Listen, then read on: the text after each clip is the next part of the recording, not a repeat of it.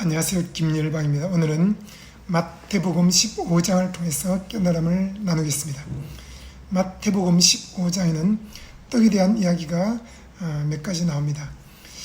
여러분은 어떤 떡을 귀하게 생각합니까?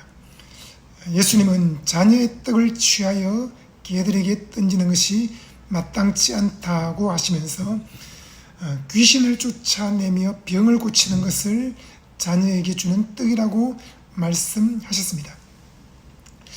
하지만 오늘날 수많은 하나님의 자녀들이 이러한 떡을 먹지 못하고 있습니다.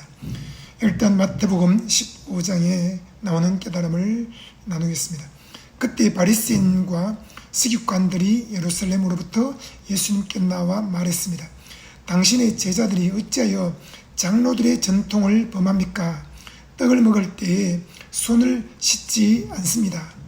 예수님이 대답하셨습니다. 너는 어찌하여 너희의 전통으로 하나님의 계명을 범하느냐? 하나님이 말씀하셨다.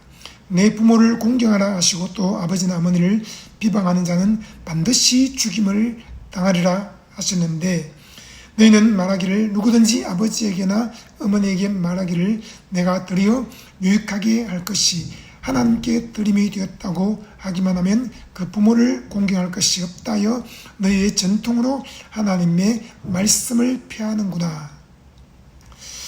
외식한 자들아 이사야가 너희에게 관하여 잘 예언하였다 일렀을 때 이 백성이 입술로는 나를 공경하되 마음은 내게서 멀도다.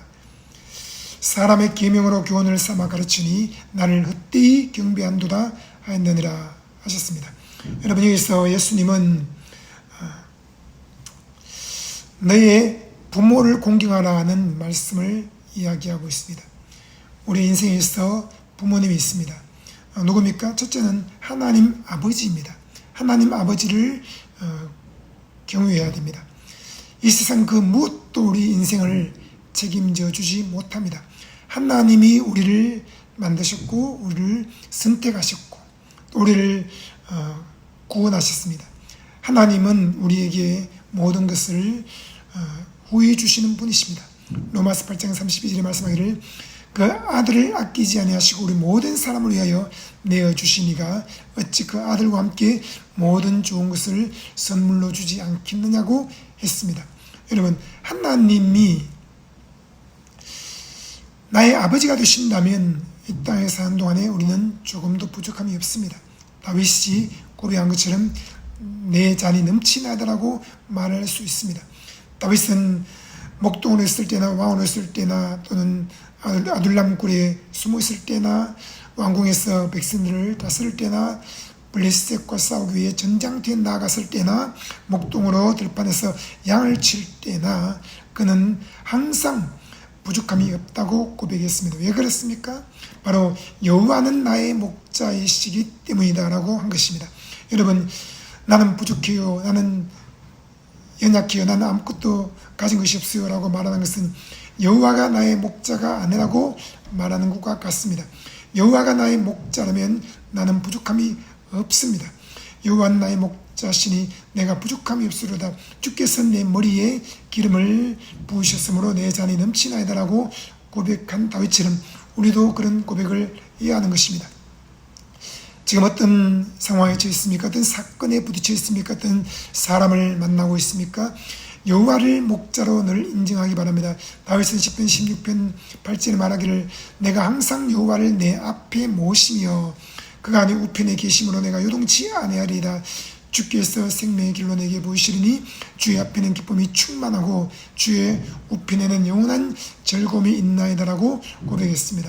여러분, 여호와를 항상 내 앞에 모신다면 그분이 모든 일을 앞장서서 해결해 주십니다. 그러므로 우리 인생은 조금도 부족하지 않고 늘 잔이 넘치는 인생을 살게 됩니다.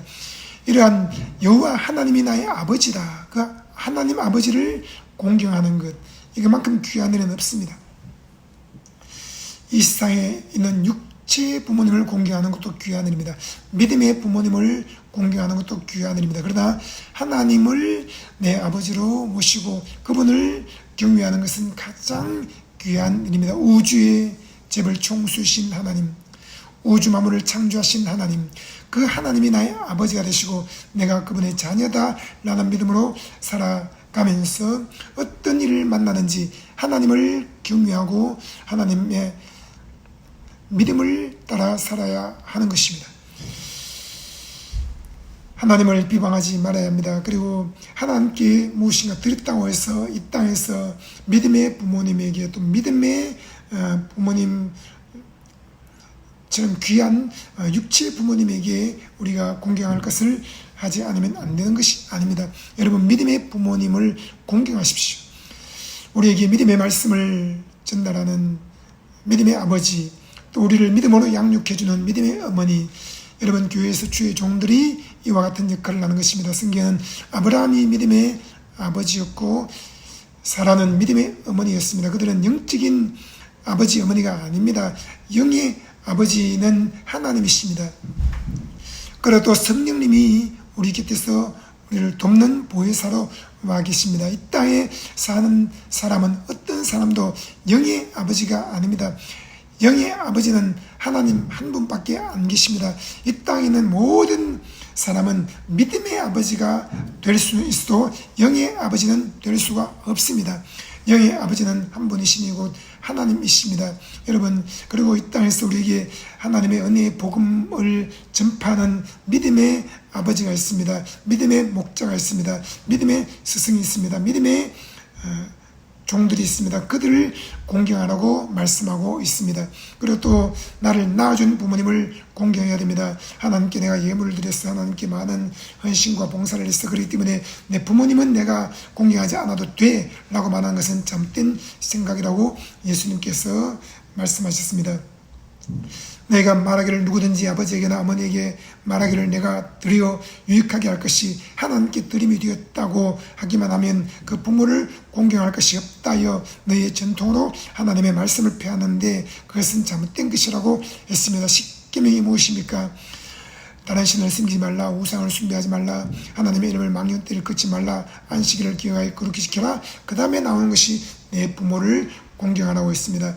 이것이 땅에서 잘 되는 하나님의 약속이라고 했습니다. 여러분, 우리는 생각합니다. 내가 잘 되면 부모님을 공경할 거야. 그러나 하나님은 너가 이 땅에서 부모님을 공경하면 잘 될 것이라고 말씀하셨습니다. 그러므로 우리는 반드시 부모님을 공경해야 됩니다. 부모님에게 첫째로 말에 있어서 공손하게 해야 합니다. 내가 기분 상하는 일이 있달지라도 부모님께 화를 내거나 부모님을 꾸짖거나 하면 안 됩니다. 성경 말씀하기를 늘 낳은 부모를 공경하라고 했습니다. 너에게 돈을 10억 100억 준 부모님, 또 너에게 많은 땅과 빌딩을 물려준 부모님이 아닙니다. 너가 공부를 잘할 수 있도록 도와준 부모님 아닙니다. 너에게 많은 도움이 된 부모님이 아니라 너를 낳아준 부모를 공경하라고 한 것입니다. 여러분, 나를 낳아준 부모를 공경해야 됩니다. 나에게 비록 10억 100억을 주지 않았다 할지라도 나를 낳아주신 것만도 감사합니다 하면서 부모님을 공경해야 합니다. 믿음의 부모에 대해서도 마찬가지입니다. 그들이 우리에게 믿음의 말을 해줍니다. 믿음의 코칭을 해줍니다. 믿음의 기도를 해줍니다. 믿음의 안수를 해줍니다. 믿음의 말씀을 전파해 줍니다. 그럴 때에 그 말씀을 듣고 우리의 마음에 믿음이 생깁니다. 믿음이 자랍니다. 믿음이 점점 더 커집니다. 믿음으로 살 수 있는 힘을 얻게 되는 것입니다. 그럴 때 우리는 그 믿음의 부모가 때로는 실수할 때가 있고 때로는 부족한 것들이 눈에 보일 때가 있습니다. 그래도 믿음의 부모를 공경해야 합니다. 그리고 예수님께서 말씀하기를 입으로 들어가는 것이 사람을 더럽게 하는 것이 아니라 입에서 나오는 그것이 사람을 더럽게 한다고 했습니다.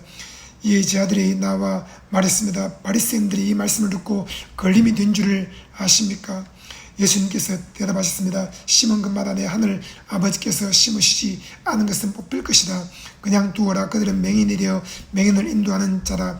만일 맹인이 맹인을 인도하면 둘이 다 구덩이에 빠지리라. 베드로가 대답했습니다. 이 비유를 우리에게도 설명해 주소서. 예수님께서 말씀하셨습니다. 너희가 아직까지 깨달음이 없느냐? 입으로 들어가는 모든 것은 배로 들어가서 뒤로 버려지는 줄 알지 못하느냐. 입에서 나오는 것들이 마음에서 나오는데 이것이야말로 사람을 더럽게 하느니라. 여러분, 마음에서 나오는 것이 입을 통해서 또 쏟아져 나온다고 하신 것입니다. 그러면 마음에서 무엇이 나옵니까? 19절에 마음에서 나오는 것은 악한 생각과 살인과 간음과 음란과 도둑질과 거짓 증언과 비방이니 이런 것들이 사람을 더럽게 하는 것이요, 씻지 않은 손으로 먹는 것은 사람을 더럽게 하지 못하느니라 했습니다. 여러분, 마음에서 나오는 것들 악한 생각입니다. 살인입니다. 누군가를 미워하고 분노하는 것은 곧 살인하는 것과 같습니다. 또 간음과 음란입니다. 도둑질과 거짓 증언입니다. 비방입니다. 이런 것이 마음에서 전혀 나오지 않는 사람은 전 세계 82억 3천만 명 중에 단 한 명도 없습니다. 모든 사람의 마음에서는 이런 더러운 것들이 끊임없이 나오는 것입니다. 저도 이런 것들이 나옵니다. 그런데 이것을 어떻게 하면 다스릴 수 있습니까? 바로 성령님께 도움을 구하면 됩니다. 성령님, 제 마음에서 악한 생각이 떠오르지 않게 해주세요. 또 살인하고자 하는 마음이 떠오르지 않게 해주세요. 간음과 음란이 떠오르지 않게 해주세요. 도둑질과 거짓 증언과 비방이 떠오르지 않게 해주세요. 그렇게 도움을 구하면 성령님께서 마음에서 그런 것이 떠오르지 않게 해주십니다. 여러분, 우리는 마음을 다스려야 합니다. 하지만 마음을 다스릴 수 있는 힘이 우리에게는 없습니다. 성령님께 도움을 구하면 성령님께서 우리의 마음에서 그런 생각들이 아예 떠오르지 않도록 도와주십니다. 입만 열면 부정적인 말을 합니다. 그런데 그 부정적인 말은 부정적인 생각에서 비롯된 것입니다. 그러면 어떻게 해야 됩니까? 성령님, 부정적인 생각이 떠오르지 않게 해주세요. 이렇게 도움을 구하면 그런 생각이 떠오르지 않게 되는 것입니다. 저는 늘 믿음으로 삽니다. 건설적이고 창조적이고 생산적인 삶을 삽니다. 왜 그것이 가능합니까? 어떻게 사람이 항상 믿음으로 살 수 있습니까? 그것은 성령님께 도움을 구할 때 가능한 것입니다. 여러분, 어떤 생각 때문에 힘들어합니까? 그 생각이 떠오르지 않게 해달라고 성령님께 도움을 구하시기 바랍니다. 그러면 성령님께서 그런 생각이 떠오르지 않게 해 주십니다.